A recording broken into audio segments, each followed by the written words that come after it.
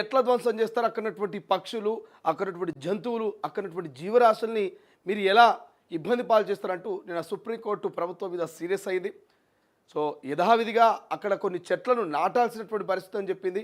So 4 వారాల వరకు ఎట్టి పరిస్థితుల్లో కంచగచ్చిబౌలి భూముల్లో ఎటువంటి పనులు చేపట్టదంటూ నిన్న సుప్రీంకోర్టు చెప్పినటువంటి పరిస్థితి. సో 4 వారాల తర్వాత మళ్ళీ ఏం చెప్తుంది ఏందనేది కొంత సస్పెన్షన్ ఉంది. ఇంకోవైపు జపాన్లో ముఖ్యమంత్రి ఉన్నారు. ఈ నెల 22వ తారీఖు వరకు ఇక పర్యటనలో ఉంటారు, విదేశీ పర్యటన. తర్వాత తెలంగాణకు వచ్చేటువంటి పరిస్థితి మనకు కనిపిస్తుంది. ఇక ఇంకోవైపు గ్రూప్ 1 ఫలితాల వివాదం మరీ రోజు రోజుకు ముదిరిపోతూ ఉంది. ఇప్పటికే రాముల్ నాయక్, మాజీ ఎమ్మెల్సీ కాంగ్రెస్ పార్టీ నేత రాముల్ నాయక్ కోడలు మరి ఎట్లా ఆమె ఫస్ట్ ర్యాంక్ వచ్చిందని ప్రశ్నించినటువంటి పాడి కౌశిక్ రెడ్డికి మరి రాముల్ నాయక్ కాంగ్రెస్ నేతలు సమాధానం చెప్పారు. బట్ అయినప్పటికీ నిన్న పాడి కౌశిక్ మళ్ళీ ఆ అంశాన్ని తెర మీద తీసుకొచ్చిండు. ఎగ్జామ్ రాసింది 21,093 మంది అయితే ఫలితాలు వచ్చింది 21,103 మంది. సో అదనంగా 10 మంది ఎట్లా కలిసిరు? ఆ 10 మందిలో రాముల్ నాయక్ కోడలు ఉందా? భారీ స్కామ్ జరిగింది, బీజేపీ ఇందులో ఖచ్చితంగా ఇన్వాల్వ్మెంట్ ఉంది, బీజేపీ ముఖ్యమంత్రి రేవంత్ రెడ్డికి సహకరిస్తుందనేటువంటి చర్చ పాడి కౌశిక్ బీఆర్ఎస్ నేతలు తెర మీద తీసుకొస్తున్నారు. సో ఇట్లా చాలా అంశాలున్నాయి. స్మితా సబర్వాల్కి సంబంధించి కావచ్చు, లేకపోతే సిఎస్ శాంతికుమార్కి సంబంధించి కావచ్చు. ఇలా చెప్పుకుంటూ పోతే కొత్త కొలువుల జాతర కూడా తెలంగాణలో ఉండబోతున్నది. 50,000కు పైగా ఉద్యోగాల నియామకాలు ఉండబోతున్నట్టు తెలుస్తోంది. వాటి నోటిఫికేషన్ రాబోతున్నట్టుగా తెలుస్తోంది. సో వీటన్నిటి గురించి మనం క్లియర్గా ఇవాళ ఎక్స్ప్రెషన్ చేసుకుందాం. సో ఇంకా పార్లమెంట్లో 100కు 100% అటెండెన్స్ ఇస్తూ హాజరయ్యి పార్లమెంట్లో మరి ఒక రికార్డును క్రియేట్ చేసిండు భువనగిరి ఎంపీ చామల కిరణ్ కుమార్ రెడ్డి. దాదాపు 79 ప్రశ్నలు అడిగి 2వ స్థానంలో, ఇక 100% అటెండెన్స్తో మొదటి స్థానంలో చామల కిరణ్ కుమార్ రెడ్డి పార్లమెంట్లో రికార్డు క్రియేట్ చేసింది. అన్ని అంశాల గురించి మాట్లాడుకుందాం. మొదటగా ఎక్స్ప్లెనేషన్లకు పోదాం, తర్వాత పూర్తి వార్తా కథలకు పోదాం. ఇక తలసాని మెడకు గొర్రెల స్కామ్ ముచ్చు బిగిస్తున్నది. రేపో మాపో తలసాని నోటీసులు వచ్చినా అరెస్ట్ చేసినా ఆశ్చర్యపోవాల్సిన అవసరం లేదంటూ పెద్ద ఎత్తున పొలిటికల్ సర్కిల్లో ప్రచారం జరుగుతుంది. ప్రధానంగా హైలైట్గా అయితే గొర్రెల స్కామ్ తలసాని సంబంధించి, రెండోది కొలువుల జాతర, ఈ రెండు హైలైట్గా కనిపిస్తున్నాయి. మాట్లాడదాం ఈ అన్నిటి గురించి కూడా ఎక్స్ప్లెనేషన్లో చూద్దాం. రైట్. చీఫ్ సెక్రటరీ జైలుకే, పర్యావరణ పరిరక్షణపై రాజీ లేదు, సెలవుల్లో బుల్డోజర్ల తేవాల్సిన పనేంటంటూ సీరియస్ అయింది కోర్టు. కంచెగచ్చిబౌలి భూములపై సుప్రీంకోర్టు సీరియస్. భూములు ఎవరివి? ఇక మార్ట్గేజ్తో మాకు పని లేదు, చెట్లు నరికేందుకు అనుమతి తీసుకున్నారా లేదా, లేదంటే సిఎస్తో సహా అధికారులను జైలుకు పంపిస్తామంటూ నిన్న సుప్రీం కోర్టు సీరియస్ అయినటువంటి పరిస్థితి.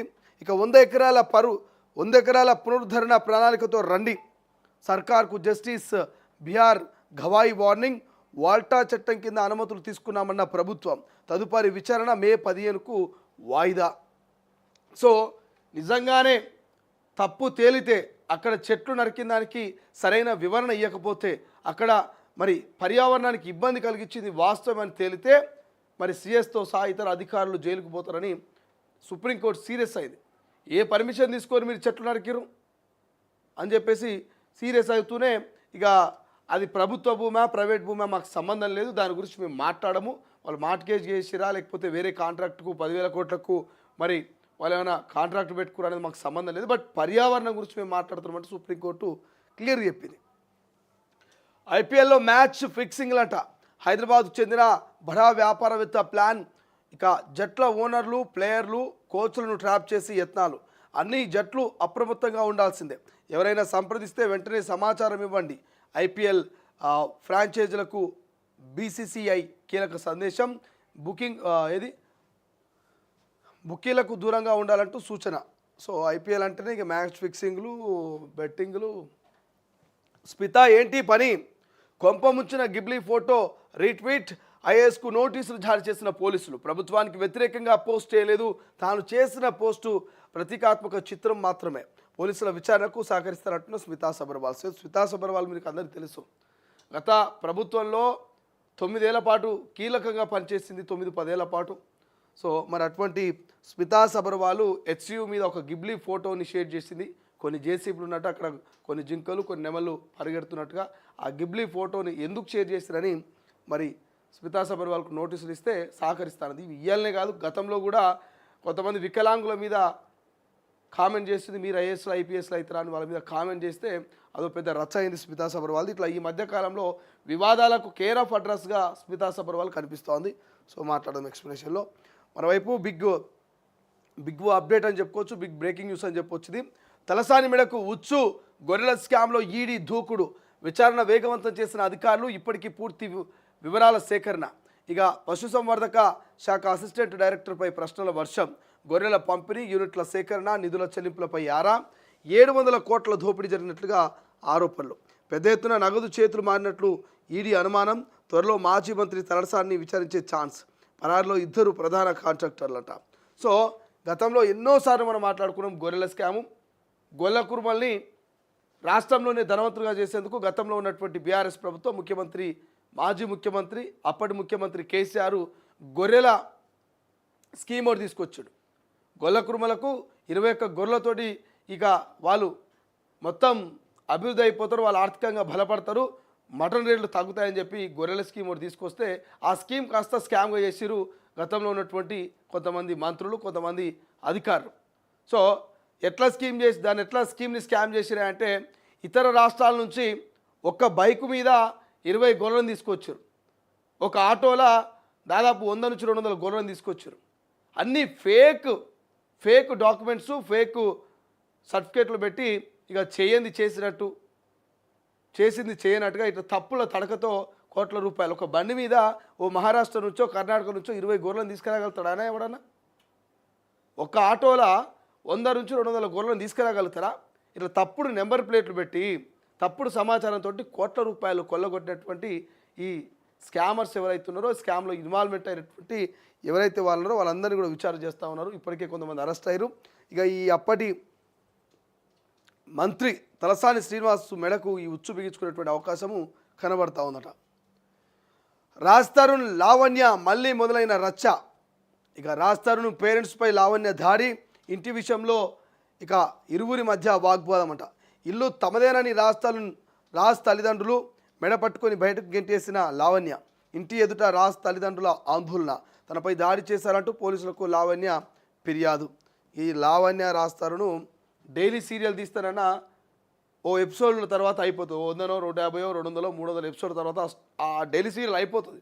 కానీ రాజ్ తరుణ్, లావణ్య, శేఖర్ భాష వీళ్ళ స్టోరీ మాత్రం డైలీ సీరియల్ కంటే దారుణంగా ఉన్నది. ఇంకా కంటిన్యూ అవుతున్నది, ఇంకా తెర మీదకి వస్తున్నది, ఇంకా ప్రచారం అవుతున్నది, ఇంకా పబ్లిసిటీ కోసం తహతాలు ఆడుతున్నారు. ఏదాకా వస్తుందో చూడాలి. మధ్యాహ్న భోజనంలో విషం, విద్యార్థులకు తప్పిన ఉప్పు, 30 మందిని హతమార్చేందుకు కుట్ర. ఆదిలాబాద్ జిల్లాలో సంచలనం రేపిన ఘటన, నిందితుడిని అరెస్ట్ చేసిన పోలీసులు. ఎదురాలి ఈ కనబడుతుందా? ఈ పురుగుల మందు డబ్బాను పాపం మధ్యాహ్న భోజనానికి సంబంధించినటువంటి సమయంలో ఆ మధ్యాహ్న భోజన ఆ గిన్నెలు ఉంటాయి కదా, బొగాన్లు, ఆ బొగాన్లలో కొంత మందు కలిపే ప్రయత్నం చేసినట్ట. వాటర్ ట్యాంక్లో కూడా ఆ పురుగుల మందు కలిపే ప్రయత్నం చేస్తూ ఉంటే అనుమానం వచ్చిన అక్కడ ఉన్నటువంటి స్కూల్ సిబ్బంది అనుమానితులను పట్టుకొని దేహశుద్ధి చేస్తే పోలీసులకు అప్పచెప్పారట ఆదిలాబాద్లో. ఈ మధ్యకాలంలో గురుకులాలు అంటే ఫుడ్ పాయిజన్, అంటే ఆ ప్రాణాపాయ స్థితికి వెళ్ళిపోతున్నారు పిల్లలు. ఎందుకు నిజంగానే అట్లా జరుగుతుందా, లేకపోతే ఇటువంటి పాత్ర ఏమైనా ఉన్నదా, కుట్రపూరితమైన పాత్ర అనేది ఆలోచన చేస్తున్నట. ఆ స్టైల్లో పోలీసుల విచారణ కూడా జరుగుతుందట. చూద్దాం ఏం జరుగుతుందో మరి, ఎవరు చేయించారు ఆయనతోటి, ఆయన్నే చేసిండు అయింది అనేది. ఇక ఈనాడులో చూస్తే గరిష్టానికి బంగారం 98,000 ఇక మించిన ధర అట. 98 మించుతుందంట కూడా, 1,00,000 పోయినా ఆశ్చర్యపోవాల్సిన అవసరం లేదు. 100 ఎకరాల్లో పూర్వస్థితిని పునరుద్ధరించండి, సంబంధిత ప్రణాళికలు 4 వారాల్లో సమర్పించండి. గచ్చిబౌలి భూములపై తెలంగాణ ప్రభుత్వానికి సుప్రీంకోర్టు ఆదేశం. మేము ఆ భూమి తాకట్టు, యజమాన్యం హక్కుల విషయాల జోలికి వెళ్ళడం లేదు, పర్యావరణ పరిరక్షణకు అవుట్ ఆఫ్ ది వే వెళ్తున్నామని కోర్టు. వన్యప్రాణుల సంరక్షణకు తక్షణ చర్యలు తీసుకోవాలంటూ స్పష్టీకరణ. నిబంధనలు ఉల్లంఘిస్తే అధికారులు జైలుకు వెళ్లాల్సి వస్తుందంటూ హెచ్చరిక. తదుపరి విచారణను మే 15కు వాయిదా వేసిన సర్వోన్నత న్యాయస్థానం. గచ్చిబౌలిలో పర్యావరణానికి జరిగిన నష్టాన్ని సరిదిద్దడం గురించి తప్పితే ఇతర విషయాల గురించి మేము ఆలోచించడం లేదు. 1996 డిసెంబర్ 12న సుప్రీంకోర్టు జారీ చేసిన ఉత్తర్వులను ఎవరు ఉల్లంఘించినా చూస్తూ ఊరుకోం. చండీగఢ్లోని సుఖ్నా సరస్సును ప్రభావితం చేస్తుందంటూ భావించి ఇక టాటాలు నిర్మించతల పెట్టిన భారీ గృహ నిర్మాణాల ప్రాజెక్టును గతంలో ఆపేశాం. అందువల్ల కంచగచ్చిబౌలిలో ఐటీ పార్క్ ఏర్పాటు చేస్తున్నారా, ఇంకోటి చేస్తున్నారా అన్నది చూడడం లేదు. డజన్ల కొద్దీ బుల్డోజర్లు పెట్టి 100 ఎకరాల అడవిని తుడిచిపెట్టడం గురించి చూస్తున్నాం. ఒకవేళ మీరు అక్కడ ఏదైనా నిర్మించాలనుకుంటే నిబంధనలు పాటించి సంబంధిత అధికృత వ్యవస్థల నుంచి అనుమతులు తీసుకొని ఉండాల్సింది. అలాంటిదేమీ చేయలేదంటూ సుప్రీం ధర్మాసనం సీరియస్ అయినటువంటి అంశం మనకు కనిపిస్తూ, ఇక జపాన్లో భారత రాయబారితో సీఎం రేవంత్ భేటీ అనేది మనకి ఈనాడులో హైలైట్గా కనిపిస్తుంది. మరి హైలైట్గా ఇక కోర్టులు వక్ఫ్గా ప్రకటించిన ఆస్తుల్ని రద్దు చేయొద్దు, ముస్లిమేతరులు బోర్డులో ఎక్స్ అఫిషియో సభ్యులుగా మాత్రమే ఉండాలంటూ సుప్రీం కామెంటు. ఇక 27,000 కోట్ల పెట్టుబడులంట, 5,600 మెగావాట్ల హరిత ఇంధన ప్లాంట్లంటూ వార్త హైలైట్గా కనిపిస్తే, ఇక అన్నదాతల కన్నీటి రాసులు తేమ తాలు పేరిట కొనుగోలు కేంద్రాల్లో జాప్యం, అకాల వర్షాలకు తడిసిపోతున్న ధాన్యం కాపాడుకుందామన్న పట్టాలు కరువు, ఇక కొర్రీలు భరించలేక మిల్లర్లకు విక్రయం అంటూ పాపం అన్నదాతల కష్టాలు చూడండి. ఆరుగాలం కష్టపడి ఎండకోసుకున్నటువంటి ఏదైతే వరి ధాన్యం ఉన్నదో అకాల వర్షాలకు తడిసి ముద్దయితే దాన్ని ఆరబోసి కొనుగోలు కేంద్రానికి తీసుకుపోతే తేమ ఉందని కొందరు, తడిగా ఉందని కొందరు, ఇక అనేకమైనటువంటి ఇబ్బందులు పెడితే దిక్కుదోచని పరిస్థితుల్లో ఇక రైస్ మిల్లర్లకు అడ్డికి పావుసేరుకు అమ్ముకున్నటువంటి పరిస్థితి మనకు అనిపిస్తూ ఉంది. ఇక ఆంధ్రజ్యోతిలో చూస్తే తదుపరి సిజై జస్టిస్ గవాయ్ అంటూ ఒక వార్త హైలైట్గా కనిపిస్తుంది. మరొకటి కంచగచ్చిబౌలిలో 100 ఎకరాలని పునరుద్ధరిస్తారా లేక జైలుకి వెళ్తారా అంటూ సుప్రీం సీరియస్ అంశం ఒకటి కనిపిస్తుంది. జపాన్కు చేరుకున్న సీఎం మొదలు కానున్న కొలువుల జాతర అంటూ భర్తీకి సిద్ధంగా 56,000కు పైగా ఉద్యోగాలు ఆయా శాఖల నుంచి ప్రభుత్వానికి నివేదికలు. త్వరలో 18,236 పోస్టులకు నోటిఫికేషన్లట. సో కొన్ని శిశు సంక్షేమ శాఖ మంత్రిగా ఉన్నటువంటి సీతక్క డిపార్ట్మెంట్, ఆ మంత్రివర్గంలో ఉన్నటువంటి ఏదైతే అంగన్వాడీ పోస్టులు కావచ్చు, అదేవిధంగా ఆర్టీసీలో 3,000 కొలువులు కావచ్చు, ఆర్థిక శాఖ మంత్రి ఆధ్వర్యంలో ఉన్నటువంటి కొన్ని ఉద్యోగాలు కావచ్చు, ఇట్లా ఇక చూడండి ఇక్కడ అదే ఇచ్చారు. ఖరారు చేసిన 14,236 అంగన్వాడీ పోస్టులు, 10,954 రెవెన్యూ పోస్టులు మిగిలి ఉన్నాయి. ఇక గ్రూప్ 1కి సంబంధించినవి కావచ్చు, అదేవిధంగా ఇతర మొత్తం 14,000, 10, 24,000 అవుతుంది. ఇట్లా 18,000 కొలువులు రాబోతున్నాయంట. ఈ 18,000 కొలువులు అయితే ఈ నెల ఎండింగ్ లోపు నోటిఫికేషన్ వచ్చేటువంటి అవకాశం ఉందంటున్నారు. ఇక మొత్తం 56,000కు పైగా ఉద్యోగాలు మాత్రం కొలువుల జాతర జరగబోతున్నట్టు తెలుస్తూ ఉంది. సో నిరుద్యోగులు సిద్ధంగా ఉండాలి. నేటి నుంచి రెవెన్యూ సదస్సులట. భూభారతి అమల్లో భాగంగా 4 మండలాల్లో ప్రారంభం. భూ సమస్యలు తెలుసుకునేందుకు ప్రత్యేక దరఖాస్తు. మే 1 నుంచి పరిష్కారం. కలెక్టరేట్ల నేతృత్వంలో సదస్సులట. భూ సమస్య లేని తెలంగాణ లక్ష్యంగా అంటూ మంత్రి పొంగులేటి కామెంట్ చేస్తూ, పోర్టల్కు 36 గంటల్లో 5 లక్షల మందికి పైగా సందర్శకులు తాకిడి తగిలిందట. ఎస్సీ కుల ధృవీకరణ పత్రాల జారీ ఎలా అంటూ ప్రభుత్వం ఆలోచన చేస్తున్నట్టు వార్త కనిపిస్తుంది. పాఠశాల నీళ్ళ ట్యాంకులో పురుగుల మందు, మధ్యాహ్న భోజనం వండే పాత్రలోనూ అనుమానం వచ్చి అప్రమత్తమైన సిబ్బంది, సకాలంలో గుర్తించడంతో తప్పిన ముప్పు. ఇక నిందితుడిని అరెస్ట్ చేసిన పోలీసులు. రైట్, ఒక్కసారి వెలుగులో చూస్తే తదుపరి సిజేఐగా బిఆర్ గవాయ్ అంటూ హైలైట్ కనిపిస్తుంది మనకు వెలుగు పేపర్లో. ఇక డోలో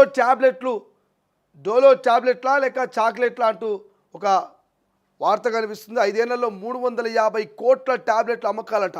కరోనా తర్వాత విపరీతంగా పెరిగిన డోలో 650 వాడకం. నెత్తినొచ్చినా జ్వరం వచ్చినా ఇష్టం వచ్చినట్లు మింగేస్తున్న జనం. అతిగా వాడితే లివర్, కిడ్నీలు దెబ్బతింటాయంటున్న డాక్టర్లు. ఇక క్యాడ్బరీ జెమ్స్ లెక్క డోలోను వాడేస్తున్న భారతీయులు అంటూ సోషల్ మీడియాలో ఓ డాక్టర్ పోస్ట్ క్షణాల్లోనే వైరల్. ఈ డోలో గురించి చెప్పాలి. ఈ డోలో గురించి ఎందుకు చెప్పాలి అంటే మనం ఇంట్లో చూస్తుంటాం, మన అవ్వనో అయ్యనో వీళ్ళందరూ ఉంటారు కదా, నెత్తినొచ్చినా జ్వరం వచ్చినా సర్ది వచ్చినా దగ్గు వచ్చినా ఏం జర నీరసమైన కూడా ఓ డోలో 650 తీసుకురాపో బిడ్డ, పారమంతా గాయ గతర అవుతున్నది అని కొత్తగా ఇదొకటి మాట్లాడుతున్నారు. ఎందుకు మాట్లాడుతున్నారు అంటే, కరోనా టైంలో కేసీఆర్ సార్ అన్నాడు కదా ఓ మాట, గుర్తుంది అందరికీ, ఇది ఎక్కడ కరోనా, దిక్కుమాల కరోనా, ఈ కరోనా మనల్ని ఏం చేస్తుందా, ఒక పారాసిటమాలో ఒక డోలో 650 వేసుకుంటే కథం అవుతుంది ఉంటుందా అని చెప్పేసి, ఎప్పుడైతే ప్రభుత్వాల్లో ఉన్నటువంటి పెద్దలు ప్రజాప్రతినిధులు ఎప్పుడైతే ఈ డోలో 650 ఈ పారాసిటమాల్ గురించి ఎప్పుడైతే మాట్లాడిరో, ఇక అప్పటి నుంచి కథం అన్న డోలో 650లు పారాసిటమాల్ ఇట్లాంటివి వేసుకొని ప్రజలు కాలం వెళ్తీస్తున్నాడు. ఇవి చాలా డేంజర్ అట, కిడ్నీలు అన్నీ ఖరాబ్ చేస్తాయి. కాబట్టి దయచేసి డోలో 650 లాంటివి వాడొద్దని తక్కువ చేయాలని చెప్తున్నారు. పిల్లలు పిప్పర్మెంట్ చాక్లెట్ తినట్టున్నది ఈ కథ అని చెప్పేసి. ఇక విధ్వంసానికి పాల్పడితే చూస్తూ ఊరుకోమంటూ వార్త హైలైట్ కనిపిస్తుంది. జపాన్లో సీఎం టీం అంటూ హైలైట్ కనిపిస్తుంది మనకు వెలుగు పేపర్లో. ఇంకా గాంధీ కుటుంబంపై అక్రమ కేసులు అంటూ ఇది ముమ్మాటికి కక్ష సాధింపే అంటూ PCC chief Mahesh Goud ED తీరును వ్యతిరేకిస్తూ హైదరాబాద్లో కాంగ్రెస్ నిరసన ర్యాలీ అనేది మనకు హైలైట్ కనిపిస్తుంది. రాజీవ్ యువ వికాసం లబ్ధారులకు 15 రోజులు ట్రైనింగ్ ఇస్తారంట. ఈ scheme game changer deputy CM Bhatti అంటూ ఒక వార్త హైలైట్గా కనిపిస్తుంది. ఇక చైనాపై టారిఫ్ 245% అంట. వైట్ హౌస్ ఫ్యాక్ట్ షీట్లో వెల్లడి. ఖనిజాలు లోహాలు ఎగుమతిని నిలిపివేయడంపై రగిలిపోతున్న అమెరికా. ఇది అమెరికా ప్రారంభించిన టారిఫ్ యుద్ధమన్న చైనా తమ దేశంపై ఎంత సుంకం వేశారో యుఎస్ఎన్ఏ అడగాలంటూ కౌంటర్.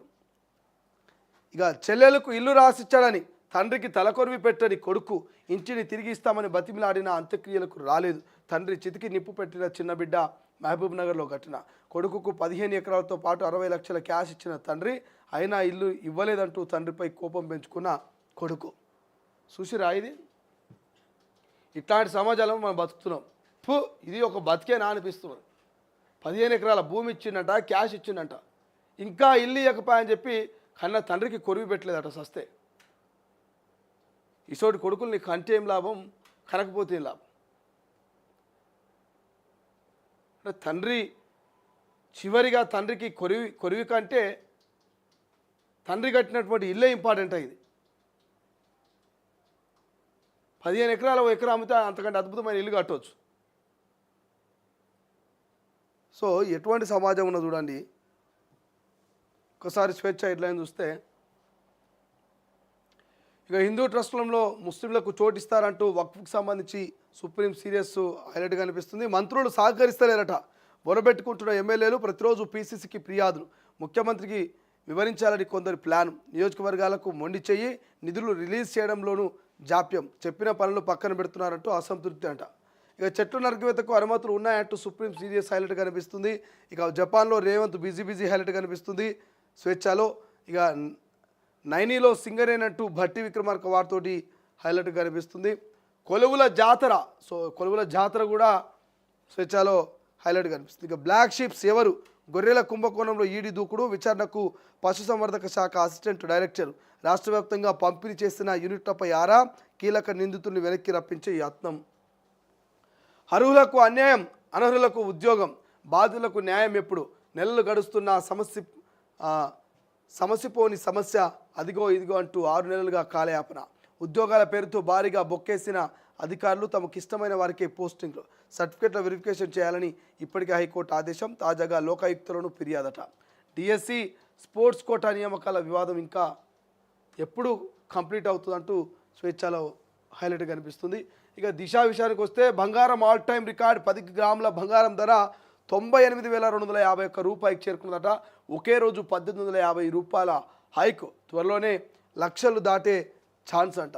ఇక భారతదేశంలో సామాన్యుడు బతికినట్టే. ఇట్లయితే పెళ్లిని చేసినట్టే, బిడ్డల్ని అత్తగారింటికి పంపించినట్టే. ఇక సిఎస్ జైలుకి అనేది ఒకటి హైలైట్ కనిపిస్తుంది. ఇక హిందూ ట్రస్టుల్లో ముస్లింలు నియమిస్తారంటూ నిన్న సుప్రీం 2 వేరువేరు అంశాల గురించి మాట్లాడిన అంశం హైలైట్ కనిపిస్తుంది దిశలో. ఇక ఆ ఇద్దరే కచ్చగచ్చిబౌలి భూముల వివాదానికి కారణం. రాత్రికి రాత్రి బుల్డోజర్లు పంపిన 2 నాన్ ఐఏఎస్ ఆఫీసర్లు. ఆ ఇద్దరు ఏం చేస్తారా? ప్రభుత్వానికి ఉండాలి తెలివి. ప్రభుత్వంలో ఉన్నటువంటి మరి సలహాదారులు ఉన్నారు, ప్రభుత్వానికి సంబంధించినటువంటి కొంతమంది కీలక సలహా సూచనలు చేసేటువంటి వాళ్ళు ఉన్నారు కదా, వాళ్ళు చెప్పాలి కదా. ఇక గుడ్డిగా ప్రభుత్వం ఏది పడితే అది కొంతమంది నాన్ ఐఏఎస్ల చేతిలో ఇంకోరి చేతిలో పెడితే మరి ఇట్లనే తయారవుతుంది. ఇది ముమ్మాటికి ప్రభుత్వం తప్పే. ప్రభుత్వం చేతిలో పని పోయి ఇట్లా పోయి పర్మిషన్ తెచ్చుకుంటే అయిపోయేదానికి పర్మిషన్ తెచ్చుకోకుండా మమ్మల్ని ఎవరు ఆపుతారు, మమ్మల్ని ఏం చేస్తారు, మేమే అధికారంలో ఉన్నాం కానీ చెట్లు నరుకుతాం, మేము అంత విధ్వంసం చేస్తాం అంటే మరి ఇటువంటి పరిణామాలే ఉంటాయి. ముందే ఆలోచన ఉండాలి.